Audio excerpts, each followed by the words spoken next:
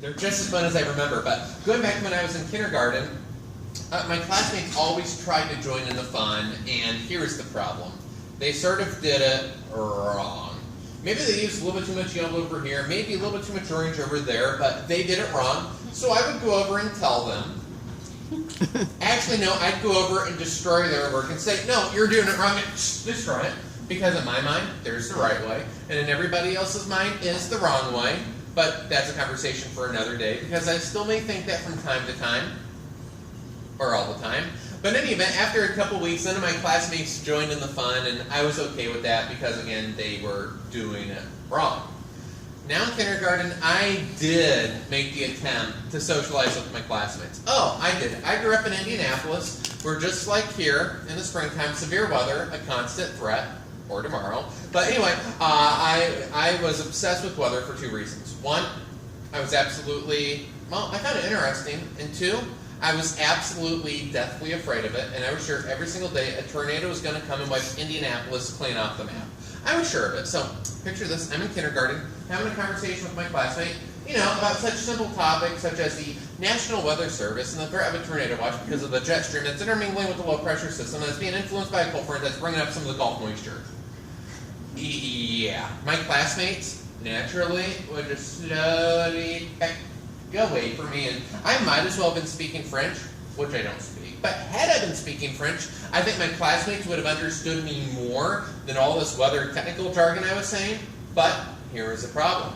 Being on the autism spectrum, oftentimes we are not good judges to know if you're happy, sad, mad, or if we are absolutely boring you to tears. So, as my classmates backed away from me, well, I just kept up with them in perfect stride, giving them more weather information than they could ever possibly use, and loved every single minute of it.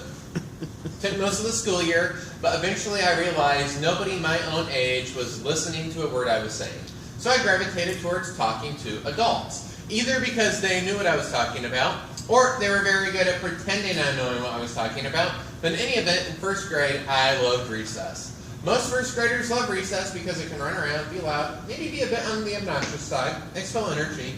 Myself, oh no, that wasn't recess. Recess for me was known as a 30-minute monologue with the teacher. It was great because in the morning I would draw a weather map, so I would deliver the weather forecast. And on Mondays, I looked for a Monday. Mondays we were home with a 5-day forecast, so I really brought it home on a Monday. But growing up in Indianapolis, auto racing is a big deal. So on Mondays and Tuesdays, I give a race recap of the previous weekend's races. Thursdays and Fridays would be race previews. And again, I gotta say, I love those recesses.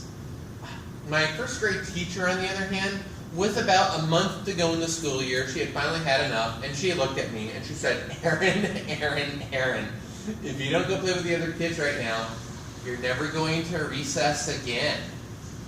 Probably not the best thing to tell a first grader, but knowing what I know now, I can't believe it actually took her that long to issue that threat, because I taught nonstop, 30 minutes every single day, and yeah, those are good days. Well, second grade came around, new problem popped up. I learned the patterns of the fire drills.